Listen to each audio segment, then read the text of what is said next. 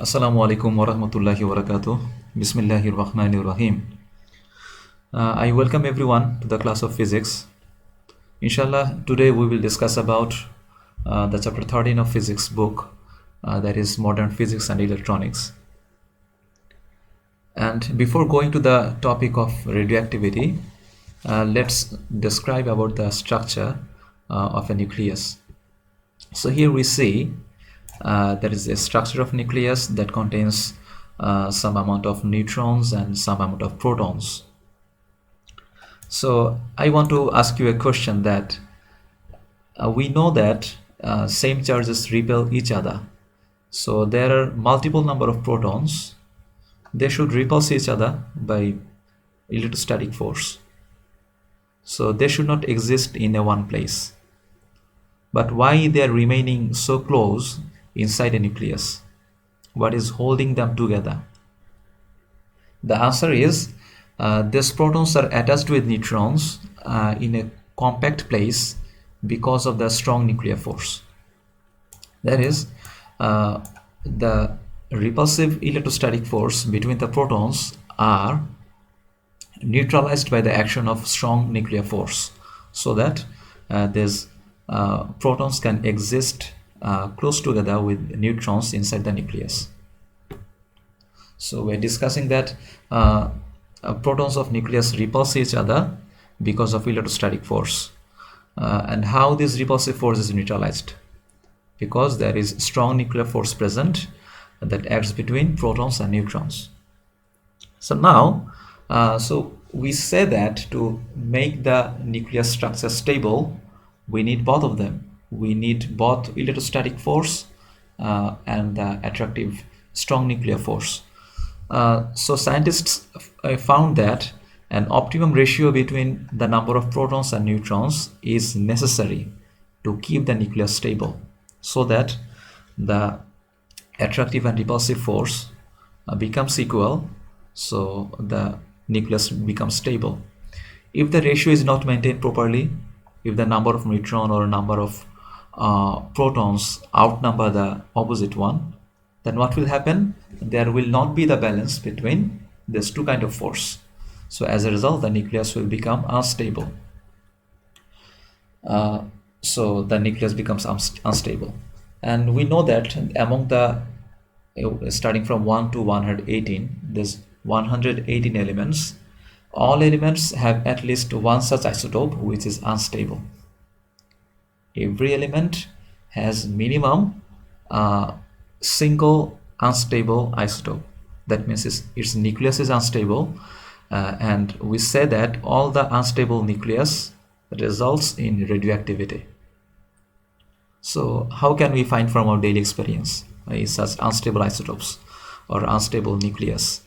Let's start with the example of hydrogen. We know that there are three common isotopes of hydrogen.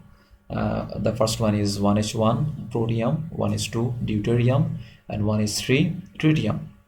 So 1H3 is the unstable one that has unstable nucleus, and that is also called radioactive isotope. And if we say in case of carbon, the carbon 12 and carbon 13, they are stable, while the carbon 14 is unstable, that is radioactive. So now we are actually digging into the concept of radioactivity. So what is called radioactivity? It is the process by which an unstable atomic nucleus loses energy by radiation process. So radioactivity is a process by which an unstable atomic nucleus converts into stable nucleus of another element, and it loses energy by this process, and this phenomenon of losing energy is called radiation. So in which isotopes or in which elements we find this phenomenon of radiation? We say that from the elements starting from mass number proton number 1 and ending up to 82, they both have stable and unstable isotopes. Sorry, I have a fault here. It should be atomic number, it should not be mass number. So elements having atomic number up to 82, they both have stable and unstable isotopes.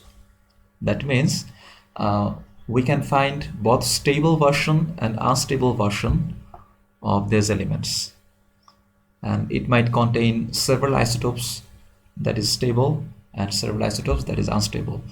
But we are saying that all of these elements have both stable and unstable isotopes up to 82 atomic number. So the lead that has atomic number of 82, it is called the heaviest stable element because it has a stable isotope. But when we start from bismuth, atomic number 83, and onwards up to 118, all the isotopes, all the elements have isotopes which are unstable. Starting from 83 and onwards, they don't contain any single stable isotope. All of the isotopes are unstable. That means they are considered as radioactive elements. That means starting from 1 to 82, they are called stable elements, and starting from 83 and onwards, they are called radioactive elements. So here we see that a periodic table, and this periodic table shows that the stable elements are light blue in color. So starting from hydrogen and ending to lead, they all are stable isotopes, stable elements. But there are two exceptions between them: 43 technetium and 61 promethium. They don't contain any stable isotope, so they are always radioactive. So while we don't consider these two exceptions, we can say that starting from 83 and onwards, all of the elements are radioactive elements. Now, the phenomenon of radioactivity was discovered in 1896 by the scientist Henry Becquerel. So in your book there is a small misspelling. Henry, the spelling of Henry should be R-I, not R-Y. In your book that is referred as R-Y. That should not be. That should be R-I, Henry Becquerel. So the phenomenon was discovered by Henry Becquerel, and after that, Marie Curie and Pierre Curie, both husband and wife, they joined with Henry Becquerel to his research, and they contributed the research on radioactivity, and as a recognition, both three of them were awarded Nobel Prize in 1903 in physics. So now we say that radioactivity is a kind of change in nucleus, where the nucleus changes to a stable version of isotope of another element. So during this nucleus change, scientists have categorized this radioactive change or nucleus change into 6 or 7 kinds, but 3 are most common kinds. So the most 3 common kinds of radioactive decay are alpha decay, beta decay, and gamma decay. So by referring by the term decay, we are referring that that is actually a kind of change in the nucleus, and the nucleus is converting to another nucleus of another element. So this decay is actually referring to the nucleus change of nucleus. So the most 3 common kinds are alpha decay, beta decay, and gamma decay. We have discussed it, and in the alpha decay, the radiation type is called alpha radiation. In the beta decay, the radiation type is called beta radiation, and in the gamma decay, the radiation is called gamma radiation. So let's see a video. Alpha, beta, and gamma radiations. Certain elements exhibit spontaneous emissions of radiations. Such substances are called radioactive substances. Here, one can observe the emission of the 3 major types of rays emanating from a radioactive substance placed inside a lead block. So here we have taken a lead block, and inside it there is a radioactive substance present inside it, and in front of it there is a hole so that the radioactive rays can come out through this hole, and there is a special arrangement on both sides of it. There is a negatively charged plate and positively charged plate that is placed because it can deviate the positively charged and negatively charged radiation. So that can deviate and bend it.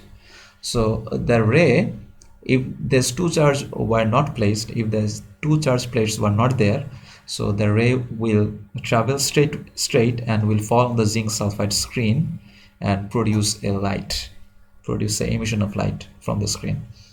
So a beam of light will be visible on the zinc sulfide screen.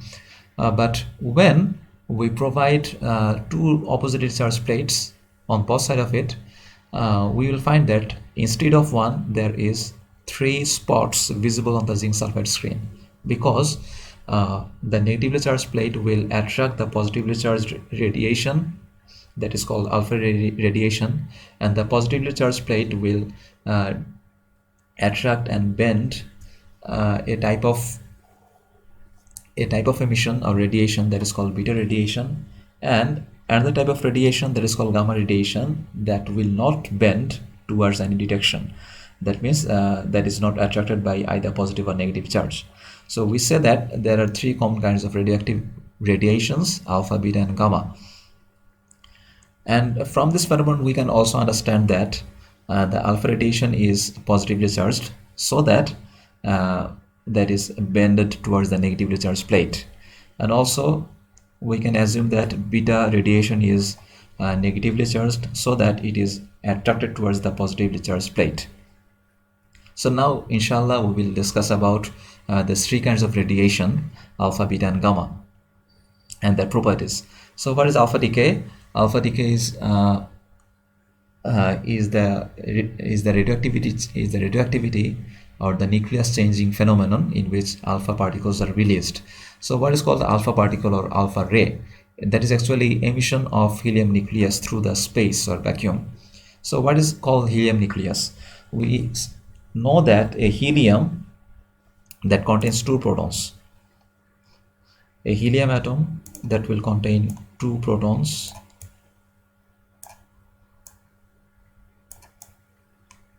and that will contain 2 neutrons, so that makes up the nucleus. So two protons and 2 neutrons make up the nucleus of a helium, and it should also contain 2 electrons to make up a helium atom, but we are not considering the 2 electrons, we are only considering the protons and neutrons together. So that is why that is called helium nucleus, because that it divides the electrons, so that is 2 plus, that is positively charged. So alpha particle is produced when uranium turns into thorium. So this when we see this alpha radiation, a common example is that when uranium turns into thorium by radioactivity change. So here we see that 92 uranium is converting to 90 thorium. So it is converting into a nucleus, an atom having less atomic number, and it by this process it is releasing 2 protons and 2 neutrons through the space. That is emitting a cluster of 2 protons and 2 neutrons that we can also consider as helium nucleus, that is positively charged. And what are the properties of this alpha decay? And during this alpha decay, these alpha particles ionizes the barrier intensively. That means on the barrier on which the alpha particles struck upon, and this barrier becomes intensively ionized because the alpha particles are positively charged, so that the barrier from it will take up electrons from the barrier surface, and the barrier surface will become charged, ionized. But alpha decay that doesn't have so much penetration capacity. It can be easily blocked by a sheet of paper, and through the air it can travel only 6 centimeters, and after that it cannot go further. So its penetration capacity is very much low. Then a new term comes here, that is phosphorescence. So how this term comes, because in the lesson of alpha decay we have learned, we came up with a new term, that is phosphorescence on zinc sulfide screen. So what is phosphorescence? Phosphorescence is a type of photoluminescence. That means that is a kind of process of emitting light where absorbed radiation, UV light, is re-emitted at lower intensity for up to several hours. That means some chemicals are capable of absorbing the light energy from UV light, and when the light source is turned off, these chemicals can emit a green light or lower intensity light for up to several hours. So some chemicals have such property. For example, zinc sulfide and strontium aluminate. We see that there are two powdery substances. Left one is zinc sulfide and right one is strontium aluminate. These two powdered particles have a capability to absorb visible light, to absorb energy from it, and when the light source is turned off in the darkness, they can emit light energy in a color of green, and some substances are capable to emit blue color or red color. That is also very common. So we see that the strontium aluminate has much more capacity to re-emit light than zinc sulfide. So where are these chemicals used? These chemicals are actually called phosphor chemicals because they can produce phosphorescence. That doesn't mean that that is made up of phosphorus, but these chemicals are capable of producing phosphorescence. That is why they are called phosphochemicals, and they're used in many toys, glow in the dark. You will see in many toys of the kids, for the kids, that emits light in the dark. So they are called glow in the dark toys. For example, that is a bird toy that can emit light in the darkness. And in CRT screens, CRT is a type of television screen, cathode ray tube, that is actually the older versions of televisions, and inside this TV it contains a glass tube, and in the inside inner surface of this glass tube, it contains phosphor powder. That is why when electron beams fall on the phosphor powder, that produces light, so we can see images on the screen. So these phosphor chemicals were used in CRT televisions, that older technology.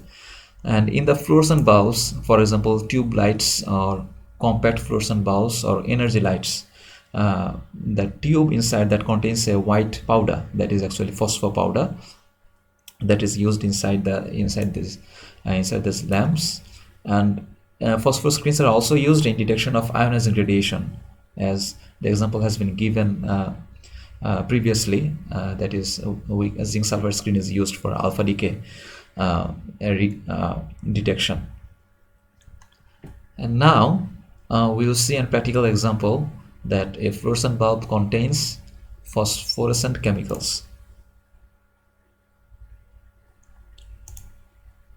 So there is a special kind of tube light made up that contains phosphor particles layered in half part of this lamp, and the half part of this lamp doesn't contain any phosphor chemicals.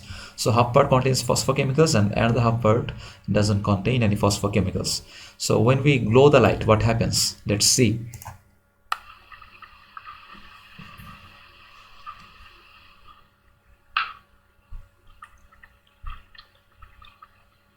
We see that half part of it, the part that contains zinc sulfide, phosphor chemical that glows white light, and the part in which there is no layer of phosphor powder that produces UV light. Actually what happens is that the tube light actually contains UV light, but due to the presence of phosphochemicals, these phosphochemicals absorb this the light energy from this UV light and then re-emit energy in form of white light. So we can see the white light coming from the tube light. So if there was no phosphochemical inside the tube lamp, we would not see any white light. We would only see the UV light from this.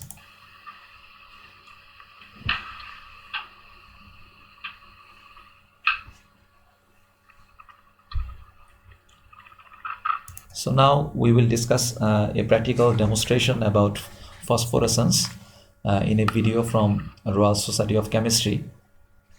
Let's see. I have over here a phosphorescent sheet. Now, at the moment it's being protected from the light with a cover. So, the light's off, please. Okay. So that is actually the so-called zinc sulfide screen, and that is phosphorescence screen. He is opening it up. I have a sheet here. Now, this is material that, when it's exposed to light, will glow in the dark. So if everyone with a laser pointer can please shine their light on this. Ah, very good. Some of them are nearly hitting it, yes. Very good.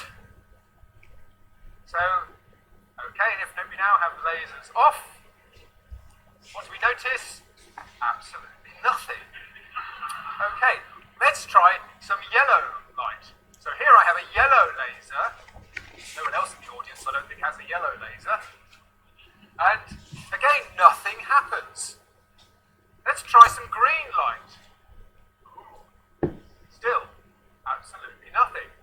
Well, finally, I'm going to try a blue laser. Now, for a while, this was the only blue laser in the country until our professor of organic chemistry decided that he had to get one as well. Okay, and this one is actually able to excite the phosphorescent material. Now, you might not be able to see this unless you're... So what is happening here is that if we give red laser light over the zinc sulfide screen, it doesn't show any luminescence after that. But when we provide UV light, or especially blue colored light on it, so that the zinc sulfide screen can absorb the imposed light on it and then can re-emit the light in form of green light. Very close. I have another light source in my pocket. This gives out some UV light. This has even more energy. This allows me to write on it. In fact, I have another UV lamp here that's even larger.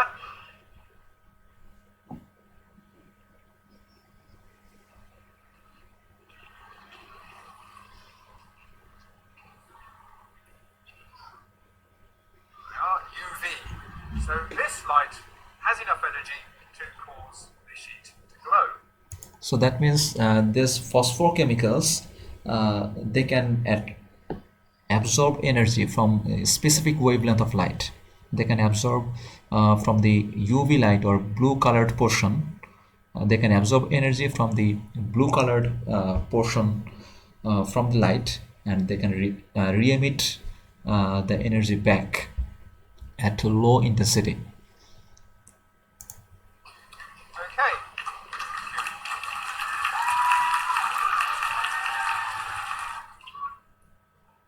Very good. So the phosphorescent chemical in there was absorbing the light energy, but it needed to have good strong light to do this. Red light wasn't strong enough. It didn't have enough energy. Yellow light didn't have enough energy. Green light didn't have enough energy, but the blue did. Well, we've got one more sheet of this over here. Now, to use this one, I need a volunteer, please. Somebody close near the ends. In fact, right on the end here. Good. Thank you very much. Very good. Now then, okay, we're going to take a picture of you. So, if you come over here for a moment, have the lights off, please. If you just stand here for the moment, we just need to take the screen off. Okay. Right. Just put this out of the way. Now, if you turn around, please, face the screen. Hands up, hands up. That's it, fingers out. On there, that's it, lovely. You stay there. Legs apart. That's it. Legs apart. Very good. Right, now close your eyes. Ready, go. Very good, too. As you just stay still. And then move aside, please. Very good. Thank you very much.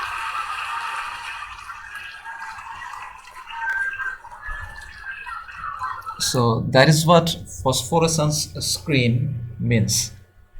That is made up of zinc sulfide or any other chemicals. They're called phosphochemicals. So now we will discuss about beta radiation or beta decay. So beta decay is a kind of nucleus change, radioactive change, where electrons are emitted. We say that beta particles are actually an electron. So when we say about beta radiation, that means there is a kind of nucleus change that involves the emission of electrons from the nucleus. So beta particles are produced when a neutron, when it happens? When a neutron disintegrates to produce a proton plus electrons plus antineutrino. We will not go into the technical details of it, but simply we say that beta radiation or beta decay happens when neutron converts into a proton so that it produces an electron and also produces antineutrino. So from this process we find the electrons coming out from the nucleus. And when a multiple number of nucleuses undergoes this change, so we can think that electron beams are coming out from the nucleus. And this beta radiation has ionization capacity at medium level. We said that ionization capacity of alpha decay is highest, alpha radiation is highest, and the ionization capacity of beta radiation is somewhat less than it. So it has medium ionization capacity, and beta radiation also have medium type of penetration capacity, so that it can be blocked by few millimeter thick aluminum sheet. So it has much more penetration capacity than compared to alpha decay or alpha radiation. So in your book you will study that beta decay can occur in two ways. So number one, that is called beta minus decay, and another one is called beta plus decay. So we will not go into the technical details of it, but what is called beta minus and what is called beta plus, we will know it. So beta minus decay is called the emission, or beta is kind of radiation when the nucleus emits electron and electron antineutrino, and when the neutron changes into a proton. That means beta decay is the process in which the neutron turns into proton, and along with this process it produces an electron and an electron antineutrino. And as an example of this process, we can say that when carbon-14 radioactive isotope of carbon that converts into nitrogen-14. So we say that carbon-14 is an unstable isotope or radioactive isotope, while the carbon-14 is the stable isotope of nitrogen. So carbon-14 is the unstable isotope of carbon, but nitrogen-14 is the stable isotope of nitrogen. So when it converts into this, this process is called beta minus decay. So here we see that. So the carbon-14 has turned into nitrogen-14. So a matter to notice is that carbon has proton number 6, but the nitrogen has proton number 7. So we see that an proton is added to it. So how this proton comes? This proton comes in expense of a neutron. So a neutron has gone, and instead of it a proton comes, so that the atomic mass number remains 14 equal. But along this process, what happens? An electron comes out as beta radiation, and also it produces an elementary particle called electron antineutrino.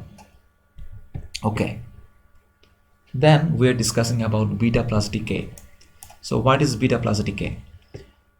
Beta plus decay is a radioactive change when it emits a positron and electron neutrino, and it happens when a proton turns into a neutron. That means simply there is a kind of nucleus change when proton turns into neutron, and during this process positron comes out and electron neutrino also comes out. And as an example of it, we can say that when magnesium 23 unstable isotope converts into sodium 23 stable isotope of sodium. So here we see that magnesium 23 unstable version of magnesium, we say that a stable magnesium should contain 24 atomic mass, but it contains 23 mass number, 23 atomic mass. So this 23 magnesium converts into 23 sodium, and here we see that magnesium has 12 protons and sodium has 11 protons. So during this change a proton has been lost. But in expense of this proton and neutron comes out, so that the atomic mass number remain conserved. And during this process, so we see that a proton turns into a neutron, and along with this process and a positron and electron neutrino comes out. So there are the two kinds of beta radiation. Actually this topic is very much higher level. It's from very much higher level. You will study it in university level, what is called beta minus or what is called beta plus, and why it happens, and what is called electron neutrino or antineutrino. That is actually advanced level concepts. And then gamma radiation. So we maybe we know that from our previous knowledge from class 8, what is called gamma ray or gamma radiation. So gamma ray is actually an electromagnetic wave. When it happens, when it takes place, when a nucleus releases alpha or beta particles, it also radiates the excess energy in form of gamma radiation. So along with the other radiation processes, the excess energy is emitted in form of gamma radiation. So gamma radiation is chargeless. It cannot directly ionize atoms or molecules, but it has very much high penetration capacity. To block it, we need several centimeter thick lead sheet. Okay, so from our knowledge we can I hope that you can compare between the features of alpha, beta and gamma radiations. At first we talk about the symbol. So the alpha particle has a symbol of alpha, and there's beta and gamma from the Greek alphabets. These symbols are used. And what is about the mass? So gamma radiation, at first gamma radiation is chargeless and massless. It don't have any mass, it don't have any charge.